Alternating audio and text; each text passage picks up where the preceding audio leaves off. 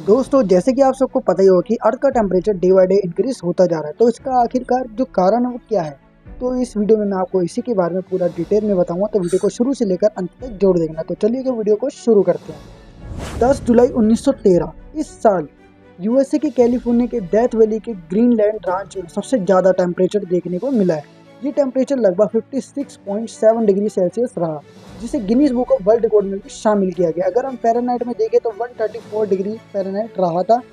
2023 में गर्मी ने 2000 सालों का रिकॉर्ड तोड़ दिया। WMO मतलब कि वर्ल्ड मेट्रोलॉजिकल ऑर्गेनाइजेशन ने 2023 को हॉटेस्ट ईयर का दर्जा दिया। जो इमेज आपको स्क्रीन पर दिख रही है उसके अकॉर्डिंग जो 1940 से लेकर 2023 तक का जो टेम्परेचर है वो आपको इंक्रीज होता हुआ दिख रहा होगा। मतलब कि 1940 के अंदर जो टेम्परेचर था वो बहुत ही नॉर्मल था, लेकिन जैसे जैसे ईयर आगे बढ़ते जा रहे हैं, जैसे कि मतलब कि 1940 से लेकर 50, 60, 70, एक टाइम पर 2023 भी आ चुका है। तो यहाँ पर क्या है, टेम्परेचर आपको इंक्रीज होते हुए दिख रहे होंगे। और 2024 का जो टेम्परेचर है वो 2023 के कंपेरिजन में ज़्यादा देखने को मिलेगा। सबसे ज़्यादा हीट वेव आपको म्यांमार में देखने को मिलती है। और यही बात करें हम सबसे कम हीट वेव की, तो सबसे कम हीट वेव आपको इंडोनेशिया में देखने को मिलती है।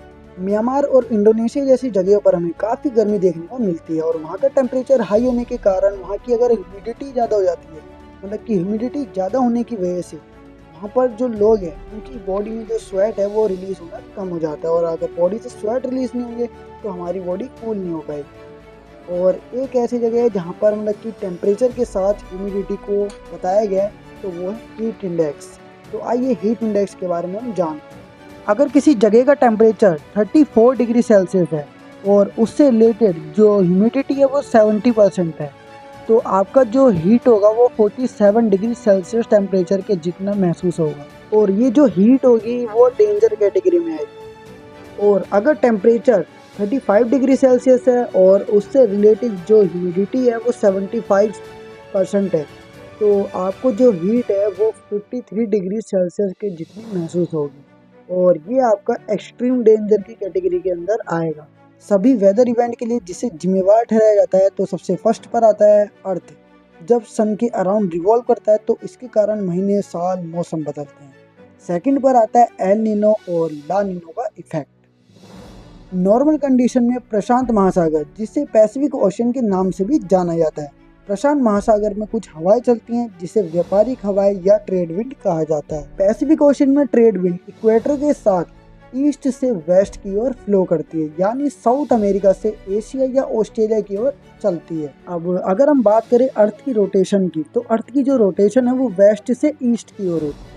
और कोरियोलिस इफेक्ट के कारण जो ट्रेड विंड्स है वो उल्टी फ्लो करती है, मतलब कि ईस्ट से वेस्ट की ओर। इसकी वजह से पैसिफिक ओशन पर जो पानी होता है वो ईस्ट से वेस्ट की ओर फ्लो करता है, मतलब कि साउथ अमेरिका से जो पानी है वो एशिया और ऑस्ट्रेलिया की ओर फ्लो करने लगता है।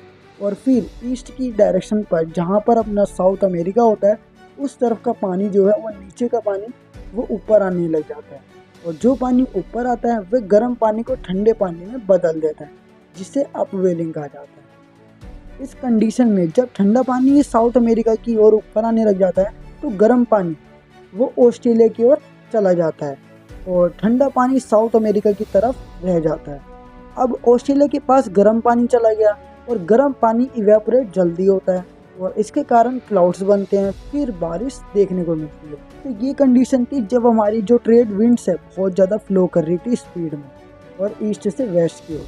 अगर हम कंडीशन थोड़ी सी चेंज कर दें और जो ट्रेड विंड्स है अगर वो कमज़ोर पड़ जाए, मतलब कि अब ट्रेड विंड्स जो है ईस्ट से वेस्ट जो फ्लो कर रही है वो बहुत धीरे धीरे फ्लो कर रही है, तो हमें अपवेलिंग भी देखने को नहीं मिलेगा।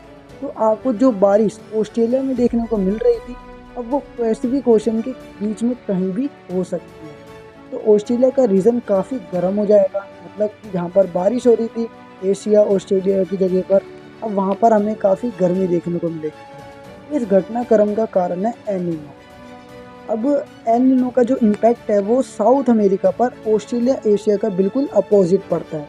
जहाँ ऑस्ट्रेलिया और एशिया में काफ़ी गर्मी देखने को मिल रही है, वहीं दूसरी ओर साउथ अमेरिका में काफ़ी ठंड देखने को मिलती है और रेन के साथ साथ काफ़ी फ्लड्स का खतरा भी बना रहता है। अब अगर हम एक और कंडीशन लेकर आए, पैसिफिक ओशन की जो नॉर्मल कंडीशन है, अगर वो जो ट्रेड विंड्स है एक्सट्रीमली स्ट्रॉन्ग जो है फ्लो करे, तो इस इफ़ेक्ट को हम ला नीनो इफ़ेक्ट कहेंगे। मतलब कि ये एल नीनो का बिल्कुल अपोजिट होता है और इसमें हमें ट्रेड विंड्स काफ़ी स्ट्रॉन्गली फ्लो करती हुई दिखती है।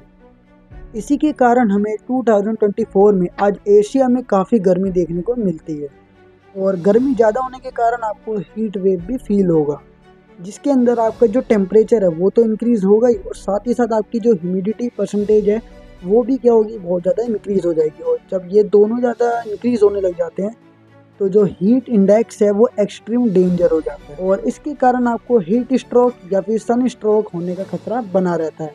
अगर आप सनलाइट में ज़्यादा काम या फिजिकल एक्टिविटी करेंगे तो आपको सन स्ट्रोक या फिर हीट स्ट्रोक हो सकता है।